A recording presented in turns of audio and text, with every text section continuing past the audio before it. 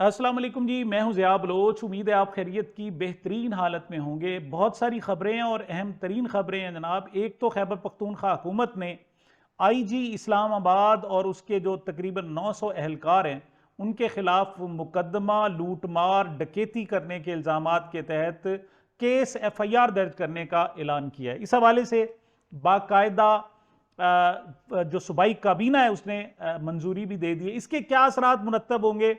क्या एक सूबा वफाक के सामने खड़ा हो जाएगा या इसको नेक्स्ट जो प्रोपेगेंडा है जो गवर्नमेंट करती रहती है, खास तौर पर वफाकी हुकूमत और पंजाब हुकूमत, उसका प्रोपेगेंडे में क्या तेजी आएगी, थोड़ा सा इस बात करेंगे।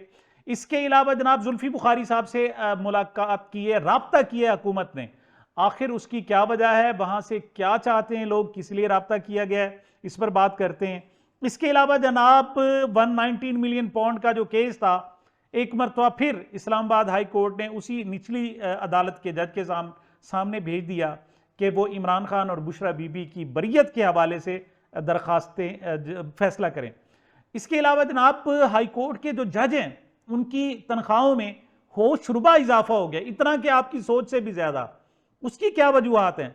क्या वो वाकई जजों से मोहब्बत है या जनाब इस सरकारी मुलाजमीन के साथ जो इस वक्त हुकूमत है उसकी जनाब रुग़बत है या क्या है, या फिर कोई अपना उल्लू सीधा करने की कोशिश की जा रही है? इस पर बात करते हैं। सबसे पहले हम जनाब जो सूबाई काबीना ने आज फैसला दिया खैबर पख्तूनख्वा की गंडापुर जनाब चीफ मिनिस्टर अली अमीन गंडापुर की जेर सदारत सूबाई काबीना का इजलास हुआ, उसमें यह फैसला किया गया कि अब बाकायदा मुकदमा दर्ज कराना चाहिए या मुकदमा दर्ज कराने की कोशिश करनी चाहिए इस्लामाबाद पुलिस के खिलाफ, खास तौर पर जो खैबर पख्तूनख्वा हाउस में जो पुलिस घुसी है और वहां तोड़ फोड़ की है, लूट मार की है, उसका मुकदमा। इससे पहले जनाब खैबर पख्तूनख्वा हुकूमत अपने 2 सरकारी महकमों के जरिए वहां जो तखमीना है उस तोड़ फोड़ का, नुकसानात का, वो लगवा चुकी है और वो इस वक्त 1 करोड़ से बहुत ज्यादा बन जाता है। उसमें जनाब 10-12 लाख रुपए नकदी है, लोगों का कीमती सामान चोरी करना है, फर्नीचर को नुकसान पहुंचाना है, वहां से चीजों को तोड़ना फोड़ना और उठा कर ले जाना, ये सारी चीजें शामिल है। अच्छा, इसको फौरी तौर पर ऐसा क्यों किया गया या इसके जनाब रिजल्ट क्या होंगे? ये इस वजह से किया गया जनाब के जज हुमायूं दिलावर साहब जो खैबर पख्तूनख्वा से ताल्लुक रखते हैं, उनकी जनाब एक निजी हाउसिंग कॉलोनी है, उसमें बेजाब्तगियां पाई गई, तो एंटी करप्शन खैबर पख्तूनख्वा ने उनके खिलाफ मुकदमा दर्ज किया, उनके खिलाफ उनको नोटिस दिए और उस जनाब हाउसिंग जो कॉलोनी है उसमें बेजाब्तगियों के खिलाफ कार्रवाई शुरू की।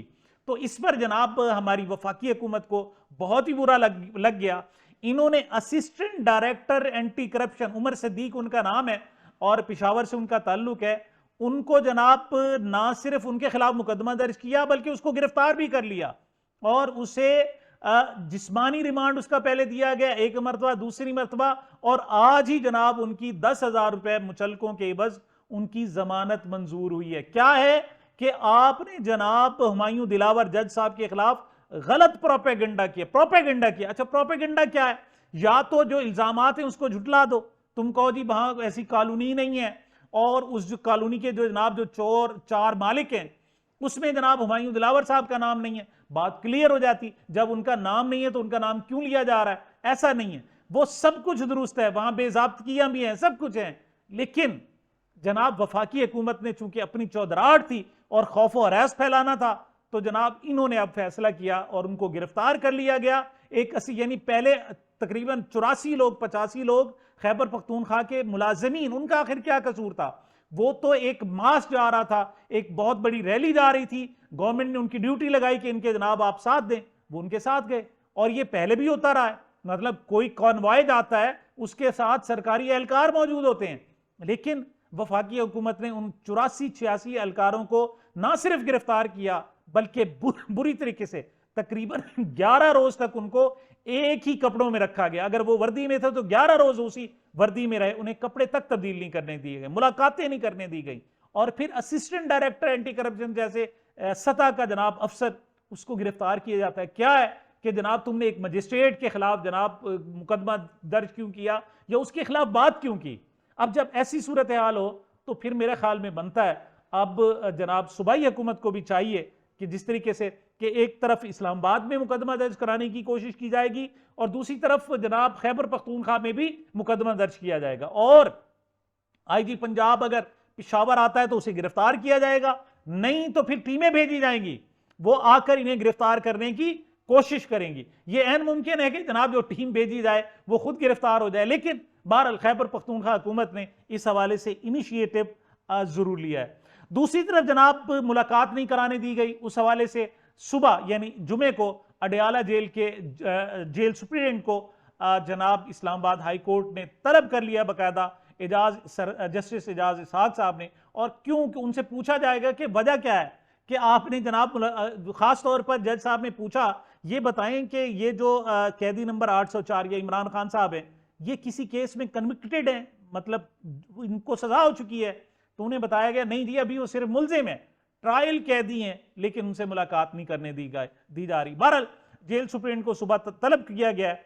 इसी तरीके से जनाब 190 मिलियन पाउंड का फैसला था, ये जस्टिस ख्वाजा आमिर फारूक के पास था, और इस पर जनाब बरीयत की दरखास्तें थी, और वो कहते हैं ना मीर क्या सादा है बीमार हुए जिसके सबब उसी अत्तार के बेटे से दवा मांगते हैं, लौंडे नहीं चलो बेटे से दवा मांगते हैं। तो अब जनाब ऐसी सूरत हाल है कि इतने अरसे समाअत के बाद, इतने महीनों समाअत के बाद फिर वापस उसी लोअर जुडिशरी को भेज दिया गया है कि जनाब इस पर एक मरतबा फिर फैसला करें कि उनकी बरीयत बनती है या नहीं बनती है। ये भी बहरहाल ख्वाजा साहब के पहले बड़े अजीम शान फैसले हैं, इसको भी जनाब सुनहरी हरूफ में लिखा जाएगा। दूसरी तरफ जनाब जजेस के भर्ती होने हैं, बड़ी तादाद में भर्ती होना है, यानी ये जो 26वीं आईनी तरमीम है उसके बाद, और उसके बाद जो जनाब आइन में तरमीम की गई है, कानून में तरमीम की गई है कि सुप्रीम कोर्ट के जजों की तादाद जनाब एकदम ही 17 से 34 कर दी गई है। इसी तरीके से 7 से अब जनाब वो 12 कर दी गई है इस्लामाबाद हाई कोर्ट, लेकिन बहुत सारी दर्जनों सीटें खाली पड़ी हुई हैं मुख्तलिफ हाई कोर्ट्स में। तो अब जनाब वहां जजों को अपने चहीतों को चूंकि भर्ती किया जाना था, अब चहीतों को भर्ती किया जाना है तो चहीते कहते हैं जी फिर हमें लंबी चौड़ी तनख्वाह भी दें। तो पहले जो जज बैठे थे जनाब वो सुतेले थे, उनकी तनख्वाह जनाब इंतहाई कलील थी, यानी एक जज फिर भी कम नहीं थी, 10 से 12 लाख रुपए वो ले रहा था। लेकिन अब एकदम होश रुबा इजाफा कर दिया गया है, और मेरे पास जनाब जो नोटिफिकेशन है उसके मुताबिक जजों का जो हाउस रेंट था यानी मकान का जो किराया है वो 65,000 रुपए माहाना था, उसे बढ़ाकर 3,50,000 रुपए कर दिया गया है। अंदाजा करें एक वजीर आजम की तनख्वाह 3,50,000 रुपए है, लेकिन यहां जनाब क्या 7 गुना 6 गुना इजाफा करके उसको 3.5 लाख रुपए सिर्फ मकान के किराए की मद में दिए जाएंगे। और आगे जनाब उनका जो जुडिशियल अलाउंस था वो था जनाब 3,42,000 रुपए, अब एकदम उसको भी 3 गुना से ज्यादा बढ़ाकर 300% इजाफे से ज्यादा करके अब उसको 10,90,000 रुपए, तकरीबन 11 लाख रुपए। अब सिर्फ यही दो, एक जुडिशियल अलाउंस और दूसरा हाउस रेंट अलाउंस, इसी को मिलाया जाए तो ये तकरीबन 14.5-15 लाख रुपए बनते। इसके अलावा चीजें मरात अलग है ना, एकदम 10 लाख रुपए का जंप किया गया है। तो जो जज जनाब 12 लाख रुपए ले रहा था अब उसकी तनख्वाह 22 लाख रुपए हो जाएगी, और ये सुप्रीम कोर्ट के जजों से भी ज्यादा हो जाएगी।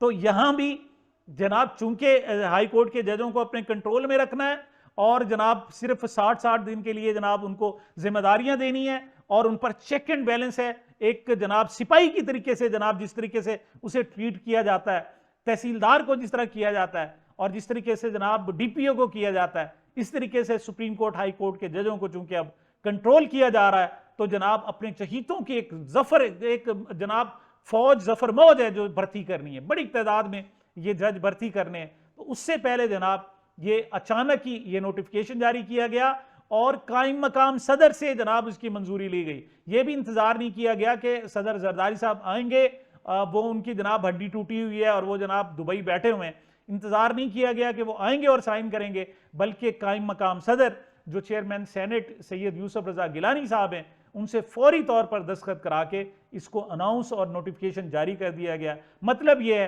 कि कल परसों से जनाब मंडियां लगेंगी जजों के लिए, नए भाव होंगे, तो उसमें जनाब वो चाहते हैं चूंकि अपने लोगों को ले जाना है, तो साफ ज़ाहिर है। तो इसका मतलब ये है कि अपनों को नवाजना यहां भी मकसूद है, ऐसा नहीं है। अगर जनाब 10 लाख रुपए बैठे बिठाए 1 मिनट में आप किसी जज की तनख्वाह बढ़ा देते हैं तो बाकी लोगों का क्या कसूर है? उनके जुडिशरी के माते जो लोग हैं उनका क्या कसूर है? दीगर इदारों में जो सरकारी मुलाजिम है, वफाकी मुलाजमीन है, पंजाब के मुलाजमीन, फौज है, उनकी तनख्वाहें क्यों नहीं बढ़ाई जाती? मतलब इसमें तो 10 लाख का एक बैक जुम्बेश कलम 10 लाख रुपए का इजाफा कर दिया। बाकियों को आप 10,000 रुपए जनाब उनकी तनख्वाह बढ़ाते हुए भी आपको जनाब मैं कहता हूं गशी के दौरे पड़ जाते हैं। ऐसा क्यों है? तो दर हकीकत ये जनाब हुब्बे हुब नहीं है, बल्कि बुग़्ज़ है जो आप निकालना चाहते हैं। बहरहाल मेरे पास जनाब अगली खबर है कि आज़म स्वाति साहब ने एक अनोखा फैसला मुतालबा किया। वो इस तरह हुआ कि उनको जनाब जाली मुकदमात में 9 मुकदमात में उनकी जमानत हो गई थी, फिर अटक से उनको गिरफ्तार किया गया, उनको जनाब जेल में ले जाया गया, 2 रोज का उनका जिस्मानी रिमांड दिया गया और अब 2 रोज के बाद जनाब उनको पेश किया गया। तो एंटी टेररिस्ट कोर्ट में उन्होंने कहा, उनका कहना था कि 7 रोज का जिस्मानी रिमांड दे। मतलब जो इंसदाद दहशतगर्दी अदालत के जनाब जो प्रोसिक्यूटर थे उन्होंने 7 रोज का जिस्मानी रिमांड मांगा। जो पीटीआई के वकील थे आजम स्वाति के, उन्होंने कहा जी नहीं, इतना तो बनता ही नहीं है। लेकिन यहां पर जनाब आजम स्वाति साहब बोल पड़े, उन्होंने कहा जज साहब ये जितने दिन का कहते हैं इनको दे दें, ये दोबारा ताकि इनको रिमांड ना लेना पड़े, ये जो कुछ करना चाहते हैं। और एक जज साहब की भी देखें जनाब, क्या यहां इंसाफ कहें, क्या उन्होंने जनाब कहा चूंकि आजम स्वाति साहब खुद कह रहे हैं लिहाजा जनाब उनको 7 रोज का जिस्मानी रिमांड दे दिया गया। हद हो गई। मतलब कोई शख्स कहे कि जनाब मैं कातिल नहीं हूं तो उसकी बात खत्म ही होगी एक जनाब मुलजिम की, और उसको जनाब बरी कर दिया जाए। उस तरह तो बरी नहीं करते। यहां उसने आपके निजाम इंसाफ के मुंह पर एक तमाचा मारा और आपको एहसास ही नहीं हुआ कि वो कह क्या रहे हैं। मतलब इस कदर टके टोकरी हो गया हमारा निजाम इंसाफ, इस कदर गिर गया है, इस कदर नीच हो गया है कि अब इस निजाम से बदबू उठ रही है और हुक्के उठ रहे हैं, कोई नजदीक जाने के लिए तैयार नहीं है। इसी वजह से तनख्वाहें 12 लाख से 22 लाख रुपए की जा रही हैं, लेकिन फिर भी कोई आने के लिए तैयार नहीं है, कोई एतबार करने के लिए तैयार नहीं है। इस कदर बदबूदार निजाम हो चुका है। लेकिन हमारी हुकूमत है कि अपने मुखालफीन को इसी निजाम में जनाब दबाने के लिए कोशा है। और बाहर से कोई पूछे तो कहें जी हमारे यहां तो अदालतें हैं जनाब, अदालतें हैं। जो अदालतें आपकी बदबूदार है वो सामने नजर आ रही हैं। और आजम स्वाति ने इस निजाम पर एक बहुत बड़ा थप्पड़ मारा है।